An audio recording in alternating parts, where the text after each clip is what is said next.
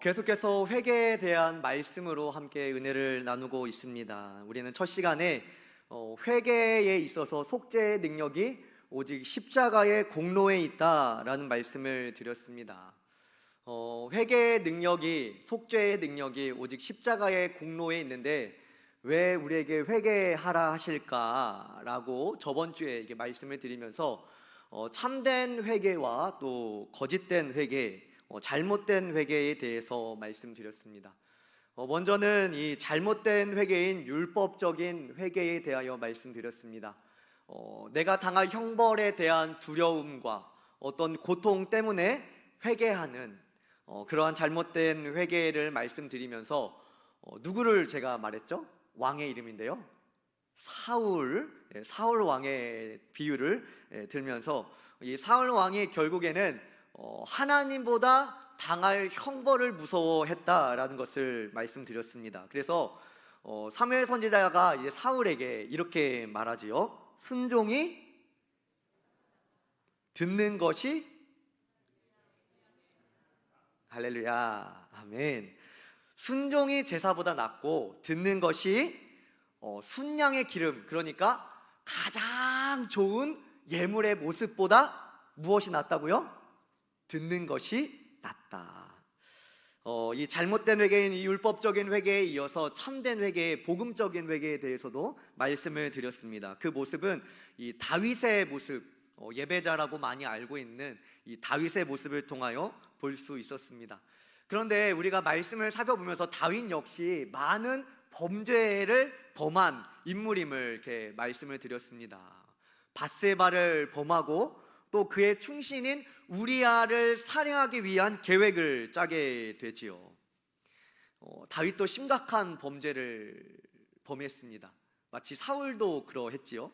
그런데 사울은 사무엘 선지자에게 이 죄를 지적당했을 때 단지 형벌만 무서워했다면, 이 다윗도 나단 선지자에게 이 죄를 지적당했을 때 다윗은 조금은 다른 회개의 모습을 보여주었음을 말씀드렸습니다. 그리고 오늘 우리가 함께 읽은 시편 51편 말씀이 다윗이 밧세바를 범한 후에 자신의 죄에 대하여 회개하는 고백이 드러나 있는 것입니다. 성도님들, 2024년도가 이제 몇 주 남지 않았습니다. 제가 전하는 이 회개의 말씀이 어떤 우리에게 정죄감을 주는 그런 말씀이 아니라 다시 한번 우리가 하나님과 관계를 회복해야겠다, 오늘 당장 잃어버린 예배의 감격, 그 구원의 소망, 그 기쁨을 회복하는 시간이 되시기를 바랍니다. 할렐루야. 시편 51편 말씀은 다윗이 자신의 입술로 큰 죄악을 범한 것을 깨닫고 난 후에 이 회개하는 기도가 찬양으로 기록되어 있는 것입니다. 유명한 마틴 로이드 존스 목사님은 시편 51편 말씀에 대하여 이렇게 말합니다. 회개의 교리 전체에 대한 탁월한 고전적 진술일 뿐만 아니라 참된 그리스도인, 무엇이요? 참된 그리스도인이 되고자 하는 사람이라면 누구나 반드시 거쳐야 할 여러 단계와 과정들이 명료하고 설득력 있게 말씀하고 있다. 참된 그리스도인이 되고자 하면은 시편 51편을 꼭 읽으시기 바랍니다. 할렐루야. 제가 말씀을 전하니까 또 하는 말 같죠? 어떻게 회개해야 될까라는 제목으로 말씀을 나누고자 합니다. 총 6가지 단계를 설명해 드리려고 합니다. 첫 번째입니다. 우리 한번 같이 읽어볼까요? 첫 번째, 시작. 자신을 바라보며 자신이 죄인임을 묵상하기. 회개의 첫 번째 단계는 내가, 누구요? 내가 죄인임을 깨닫는 것입니다. 다윗은 오늘 말씀 1절부터 3절까지 이렇게 말합니다. 내 죄악을 지워주소서, 나의 죄악을 맑게 씻으시며 나의 죄를 제하소서. 물은 나는 내 죄과를 아오니. 누구의 죄요? 내 죄입니까? 내 죄입니까? 내 죄. 내 죄입니다. 다윗이 다윗의 죄를 안다는 것입니다. 하나님, 내가 죄를 지었다는 것입니다. 내 죄악을 지워주시고 씻어주시며 제하소서라고 하나님께 요청하는 것입니다. 이 말은 이런 것입니다. 하나님, 저는 죄인입니다. 죄라는 죄는 다 짓고 사는 추악한 죄인입니다. 다윗이 이러한 고백을 하는 것입니다. 다윗은 밧세바를 범하였습니다. 그리고 자신의 충신이었던 우리아를 죽게 만드는 살인 계획을 짰던 사람이 다윗이었습니다. 그런데 다윗이 그 범죄하고 나서 바로 하나님께 회개했느냐? 그렇지 않았습니다. 권사님들은 아마 더 잘 아실 겁니다. 그래도 출산을 하려면 몇 개월 정도가 걸린다고 하죠, 보통 10개월. 그러니까 약 1년에 가까운 기간이 이제 잉태하는 기간이 되죠. 밧세바가 이제 다윗 때문에 잉태를 하고 아이를 출산하게 됩니다. 그런데 그때까지도 다윗이 회개하지 않고 있었다라는 것입니다. 그렇게 약 1년이 지났을 때 나단 선지자를 보내시게 됩니다. 그리고 다윗으로 하여금 그 죄를 알게 하십니다. 사무엘하 11장 27절과 12장 1절 말씀입니다. 우리 함께 읽어봅니다. 시작. 그 장례를 마침에 다윗이 사람을 보내 그를 왕궁으로 데려오니 그가 그의 아내가 되어 그에게 아들을 낳으니라. 다윗이 행한 그 일을 여호와 보시기에 악하였더라. 여호와께서 나단을 다윗에게 보내시니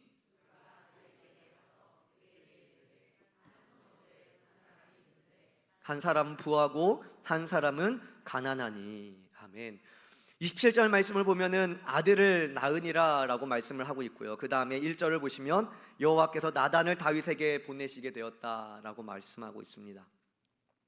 나단 선지자는 다윗 앞에서 갑자기 비유의 말씀을 하는 것입니다. 양과 소가 많은 부자인 사람과 새끼 암양 하나를 겨우 가지고 있는 가난한 사람의 비유를 드는 것입니다. 그런데 이 부한 사람이 그 가난한 사람의 새끼 암양 하나를 빼앗는 것입니다. 다윗이 이 얘기를 듣고 어떻게 반응하였을까요? 다윗이 화를 내면서 그 사람은 유죄야, 그 사람은 반드시 죽게 될 거야 라고 판단을 하게 됩니다. 5절 말씀입니다. 다윗이 그 사람으로 말미암아 노하여 뭐 했다고요? 노하여 나단에게 이르되 여호와의 살아계심을 두고 맹세하노니 이 일을 행한 그 사람은 마땅히 죽을 자라. 그때 나단 선지자가 다윗에게 이렇게 말합니다. 당신이 그 사람입니다. 7절 말씀에 이렇게 말하죠. 나단이 다윗에게 이르되 당신이 그 사람이라. 다윗은 이 비유의 이야기를 듣고 그 부한 사람은 유죄야, 하나님의 살아계심을 두고 명하노니 그 사람은 반드시 죽게 될 거야, 그 판결이 자신에게 딱 맞게 되었지요. 다윗은 충신인 우리아를 배신하였을 뿐만 아니라 그토록 자신을 아껴주었던 하나님을 배신한 것입니다. 다윗은 아마 이 전까지 그래도 하나님을 예배하는 예배자였고 하나님 앞에 신실하게 살려고 그토록 노력한 사람임을 우리가 다 잘 알고 있기 때문에 다윗은 스스로 그래도 나는 꽤 괜찮은 사람이야 라고 생각했었을 것입니다. 그런데 이 나단 선지자의 이야기로 자신에 대한 확신이 모두 무너져 버리게 돼버립니다. 성도님들, 회개의 시작은 자신이 죄인임을 깨닫는 것으로 시작합니다. 나는 꽤 괜찮은 사람이야, 나 정도면 의인이고 나 정도면 거룩하게 사는 사람이지, 이러한 확신을 잃어버리고 자신이 죄인이라는 것을 인정한 그때에 회개가 시작되는 줄로 믿습니다. 말씀 앞에 서는 것이고 하나님 앞에 서서 나를 객관적으로 죄인임을 인정하고 고백하는 것입니다. 시편 51편 5절에 이렇게 말씀하지요. 우리 함께 읽어봅니다. 시작. 내가 죄악 중에서 아멘. 우리 모두가 다 죄인임을 믿습니다. 두 번째입니다. 하나님의 의로우심을 묵상하기입니다. 하나님의 무엇이요? 하나님의 의로우심을 묵상하는 것입니다. 첫 번째로는 내가 죄인임을 깨닫는 것이고, 두 번째로는 하나님의 의로우심을 묵상하는 것입니다. 다윗은 앞선 말씀에서 자신이 죄인임을 깨닫게 됩니다. 더 정확하게는 내가 하나님께 죄를 지었음을, 물론 밧세바와 우리아에게도 죄를 지었지만 다윗은 먼저 하나님께 죄를 지었음을 깨닫게 되는 것입니다. 그리고 다윗이 바라보는 것은 하나님의 의로움입니다. 시편 51편 4절 말씀을 제가 세 번역으로 읽어보겠습니다. 오직 주님께만 나는 죄를 지었습니다. 주님의 눈 앞에서 내가 악한 짓을 저질렀으니 주님의 판결은 어떠하더고요? 옳으시며 주님의 심판은 정당합니다. 아멘. 하나님은 옳으십니다. 하나님의 판결은 옳으시며 주님의 심판은 늘 정당합니다 라는 것입니다. 심지어 나를 정죄하였을 그때에도 하나님은 옳으십니다. 하나님은 늘 의로우시고 공평하시기 때문에 하나님의 판결은 언제나 옳습니다 라는 고백입니다. 성도님들, 우리가 믿고 있는 하나님은 언제나 옳으신 하나님이심을 믿습니다. 하나님은 한 번도 의롭지 않은 적이 없습니다. 심지어 죄로 가까이 가는 우리를 가르치시고 우리에게 성경을 주시고 말씀을 주셔서 우리를 가르쳐 주시는 것입니다. 우리는 불의하지만 하나님은 언제나 의로우십니다. 우리는 하나님께 잘못한 것이 많지만 하나님은 우리에게 늘 선하게 대해주십니다.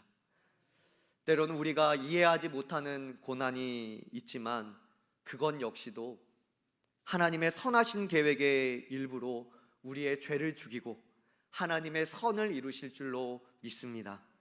로마서 8장 28절입니다. 우리가 알거니와 하나님을 사랑하는 자, 하나님을 뭐 하는 자요? 곧 그의 뜻대로 부르심을 입은 자들에게는 모든 것이 협력하여 선을 이루느니라. 아멘.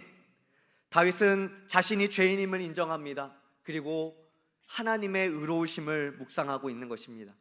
이것은 이렇게 말할 수 있습니다. 자신이 어떤 존재임을 깨닫는 것입니다.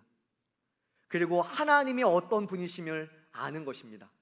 다시 한번요, 내가 어떤 존재인지를 알고 하나님은 어떤 분이신지를 바로 아는 것입니다. 이것이 바로 내가 죄인임을 깨닫고 하나님은 언제나 의로우신 분임을 고백하는 것인 줄로 믿습니다. 그리고 다윗은 의로우신 하나님 앞에 자신의 죄를 씻어달라고 고백합니다. 세 번째입니다. 우리 함께 읽어볼까요? 세 번째, 시작. 십자가를 바라보며 용서를 구하기. 7절과 9절 말씀에 이렇게 말합니다. 우슬초로 나를 정결하게 하소서. 내가 정하리이다. 나의 죄를 씻어 주소서. 내가 눈보다 희리이다. 9절은 함께 읽습니다. 시작. 주의 얼굴을 아멘. 다윗은 나단 선지자로 하여금 자신이 죄인임을 깨닫게 되었습니다. 자신이 죄인임을 깨달으니 언제나 오르신 그 하나님의 모습을 바로 볼 수가 있었습니다. 그리고 십자가를 바라보며 용서를 구하는 것입니다. 성도님들, 우리가 왜 십자가를 바라보며 용서를 구합니까? 자신이 범한 죄만큼이나 풍성한 하나님의 은혜를 구하는 것입니다. 자신이 깨달은 죄의 깊이만큼 은혜와 용서를 갈망하는 마음도 깊어지게 되는 것입니다. 성도님들, 우리가 살면서 은혜를 간절히 구하지 않는 이유는 자신의 죄가 얼마나 큰지를 깨닫지 못하기 때문입니다. 내 죄가 크다라는 것을 아는 사람은 큰 은혜를 구할 수밖에 없는 것이지요. 내가 죄인임을 깨닫는 것, 그것만으로는 완전하지 않습니다.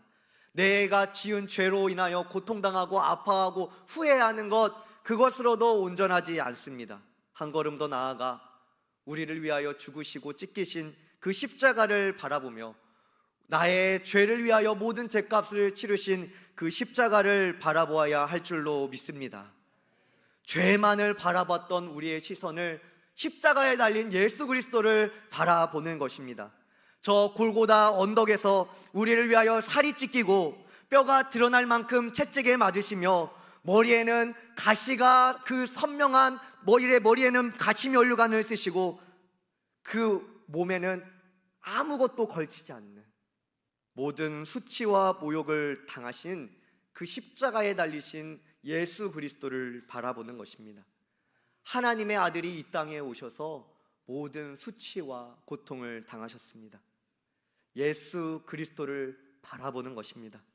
늘 신실하게 우리에게 은혜를 주시고 오래 참고 기다리신 하나님, 추악한 우리의 죄악을 바라볼 때에 그것을 깨달았을 때는 우리는 엄청난 죄책감에 사로잡힐 수밖에 없지만, 그러한 우리의 죄 때문에 십자가에 달리신 예수님, 그분을 생각하면 우리는 정죄감에서 벗어나 오히려 더 큰 은혜를 바라볼 수 있을 줄로 믿습니다. 그리스도의 십자가를 바라보며 용서를 구할 때 하나님은 우리를 거절하지 않으실 줄로 믿습니다. 네 번째입니다. 네 번째는 마음이 회복되기를 구하기입니다. 성도님들, 우리가 죄를 범하게 되면 단지 죄책감만 얻는 것이 아닙니다. 죄는 우리에게 큰 고통을 줍니다. 우리에게 때로는 상처를 주고 하나님과의 관계에 있어서 멀어지게 합니다. 때로는 이 죄는 공동체와 가정을 파괴하기도 합니다. 그러므로 죄가 휩쓸고 간 그 지나간 자리에는 회복이 필요한 것입니다. 다윗은 죄가 휩쓸고 간 자신의 마음이 회복되기를 간구하는 것입니다. 12절 말씀입니다. 함께 읽습니다. 시작. 주의 구원의 즐거움을 내게 회복시켜 주시고 자원하는 심령을 주사 나를 붙드소서. 아멘. 우리 한 번 더 읽습니다. 시작. 주의 구원의 즐거움을 내게 회복시켜 주시고 붙드소서. 아멘. 10절에 내 속에 정한 마음을 창조하시고 내 안에 정직한 영을 새롭게 하소서. 12절에 주의 구원의 즐거움과 자원하는 심령 말씀하고 있습니다. 이것은 죄악된 우리의 마음 가운데 하나님께서 새롭게 베풀어 주신 마음을 말하고 있습니다. 다윗은 그 전에는 정한 마음이 아니라 부정한 마음을 갖고 있었다라는 고백입니다. 구원의 즐거움이 아닌 죄악의 즐거움 가운데 있었습니다 라는 것이고요, 자원한 심령이 아닌 냉담한 차가운 심령을 지니고 있었습니다 라고 고백하고 있는 것입니다. 말씀을 다시 기억해 보면 다윗은 밧세바를 범하고 자신의 충신이었던 우리아를 살인할 계획을 짜고 살인하게 됩니다. 심지어 그렇게 큰 죄를 범했음에도 불구하고 바로 회개하지 못하고 나단 선지자가 죄를 깨닫게 할 때까지 죄를 깨닫지 못하였습니다. 회개하지 않았다라는 것입니다. 이것이 무엇을 말하고 있습니까? 다윗의 마음이 굳어졌다라는 것입니다. 다윗에게 있어서 그에게 구원의 기쁨은 점점 멀어지고 예배의 감격은 사라져가며 하나님과의 교제를 찾아볼 수 없고 자신의 욕망만 남았을 뿐이다라는 것입니다. 부정한 마음, 거짓의 영, 죄악의 즐거움, 냉담한 심령을 갖고 있었다라는 것입니다. 다윗의 행동도 문제였지만 다윗의 마음과 다윗의 심령에 문제가 있었음을 말씀해 주고 있는 것입니다. 성도님들, 우리의 죄가 되풀이되고 있다라면 행동보다 더 큰 문제가 우리의 마음에 있는 것입니다. 어디요? 우리의 마음입니다. 결국 우리의 행동은 우리의 마음으로부터 나오기 때문인 것입니다.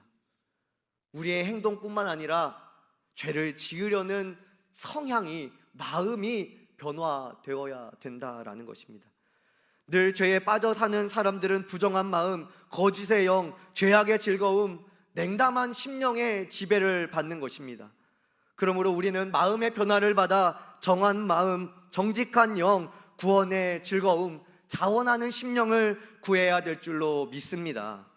특별히 다윗은 이러한 마음을 창조해 주십시오 라고 하나님께 간구하고 있습니다. 이 말이 무엇입니까? 우리 스스로는 이 마음을 가질 수 없다라는 것입니다.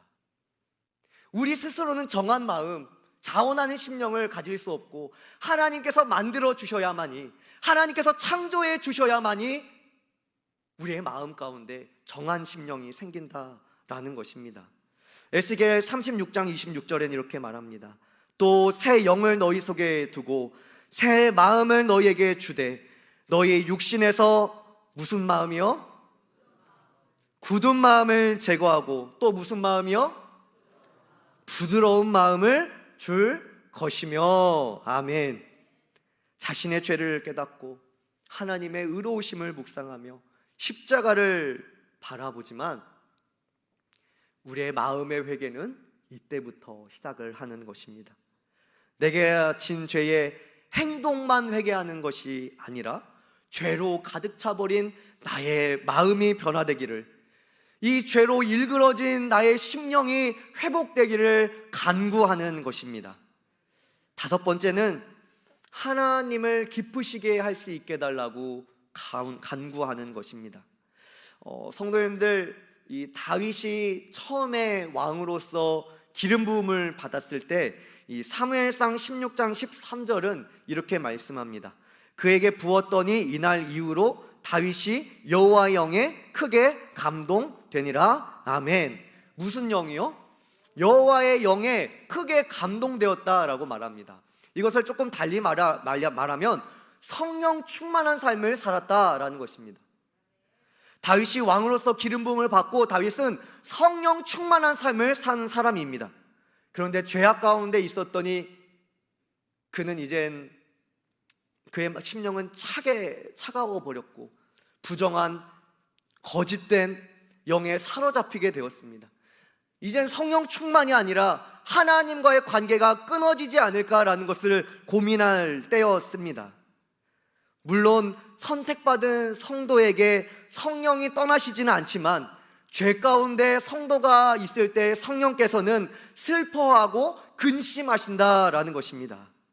하나님과의 깊은 교제가 사라져버리고 우리의 심령은 차갑게 메말라 버리는 것입니다.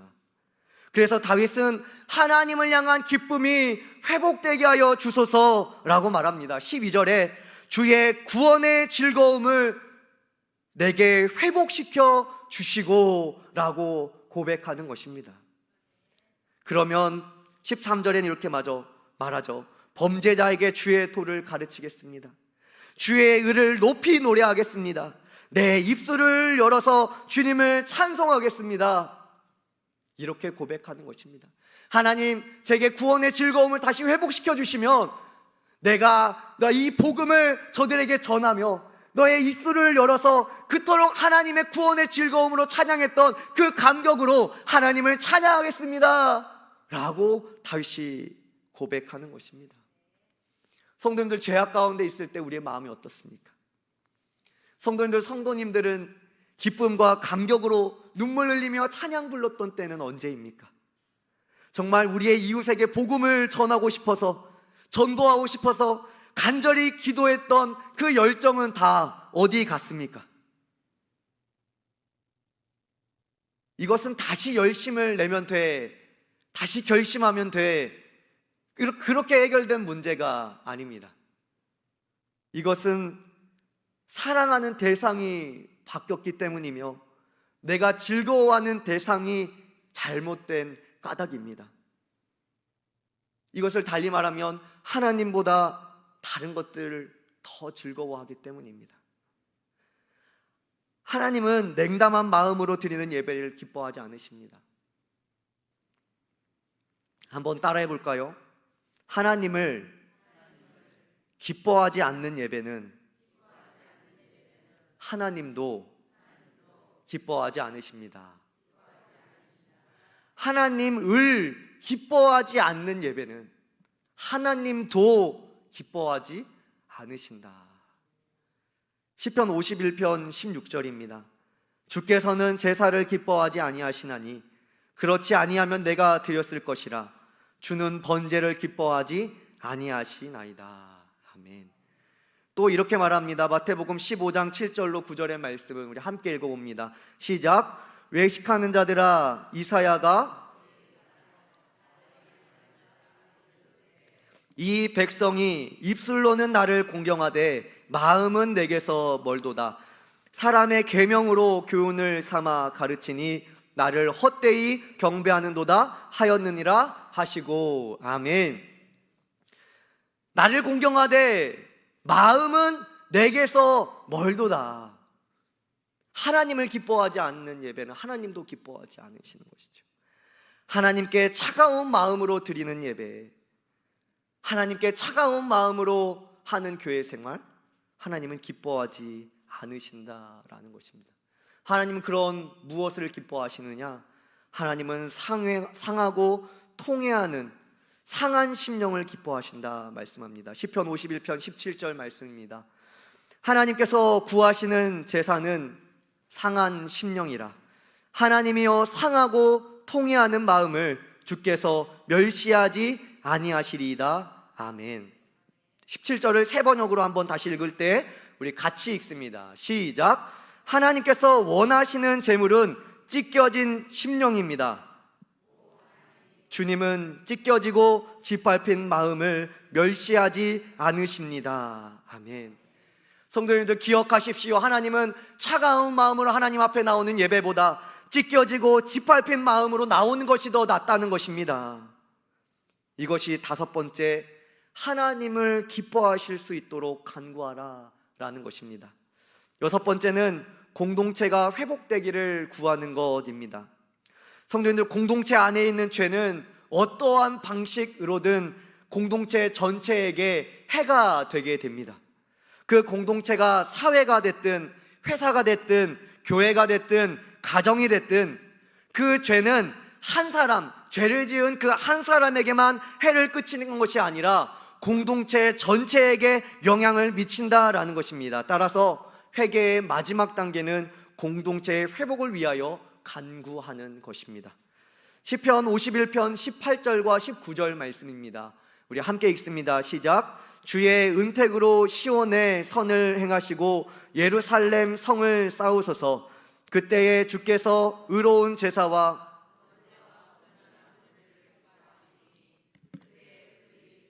주의 제단에 드리리이다. 아멘. 다윗은 주의 은택으로, 하나님의 은혜로 시온에 하나님의 나라에 선을 쌓고 예루살렘 성을 쌓으소서라고 말합니다. 그리고 19절에 그때에서야 온전한 예배, 진정한 번제가 회복될 것이다 라고 말하고 있는 것입니다. 하나님의 선을 쌓으실 때 진정한 예배가 회복된다. 이 말은 이렇게 말할 수 있습니다. 당신의 은혜로 공동체에 선을 행하시고 공동체를 다시 세워주소서. 저의 죄 때문에 무너지고 상처 입은 사람들을 회복시켜 주시고 세워주소서. 우리 한번 같이 읽어볼까요? 기도하는 마음으로 시작. 당신의 은혜로 공동체에 선을 행하시고 공동체를 다시 세워주소서. 저의 죄 때문에 무너지고 상처 입은 사람들을 회복시켜 주시고 세워주소서. 아멘. 이렇게 간구하는 것입니다. 우리의 마음뿐만 아니라 하나님께서 상한 공동체를 다시 세워주실 줄 믿습니다. 성도님들, 우리는 시편 51편 말씀을 통하여 회개의 6가지 단계를 살펴보았습니다. 이 시편 51편에 나와 있는 이 다윗의 회개는 복음적인 회개의 좋은 예가 되는 것입니다. 단지 우리의 회개가 형벌을 피하고 싶어서 아니면 현재가 너무 고통스러워서 하는 회개 정도가 아니라 하나님을 기뻐하고 또한 하나님께 돌이키는 회개가 되시기를 바랍니다. 시편 84편 10절 말씀은 이렇게 말합니다. 주의 궁정에서의 한 날이 다른 곳에서의 첫날보다 나은즉 악인의 장막에 사는 것보다 내 하나님의 성전 문지기로 있는 것이 좋사오니. 이것은 이런 것입니다. 다윗이 화려한 궁궐에 있는 것보다, 거기서 죄를 짓는 것보다 하나님과 함께하는 광야, 하나님께서 살아 역사하셨던, 하나님과 교제를 누렸던 그 광야에서의 삶이 더 나에게 기쁨이 됩니다 라는 고백입니다. 성도님들, 과연 하나님을 사랑하지 않고 행복하는 것이 정말로 행복한 것일까요? 제가 다시 한번 말합니다. 과연 하나님을 사랑하지 않고 행복한 것이 정말로 행복한 것일까요? 성도님들, 회개하라 라는 말은 정죄하려고 하는 말이 아니라 다시 하나님을 사랑하고 하나님의 기쁨이 되십시오 라는 말입니다.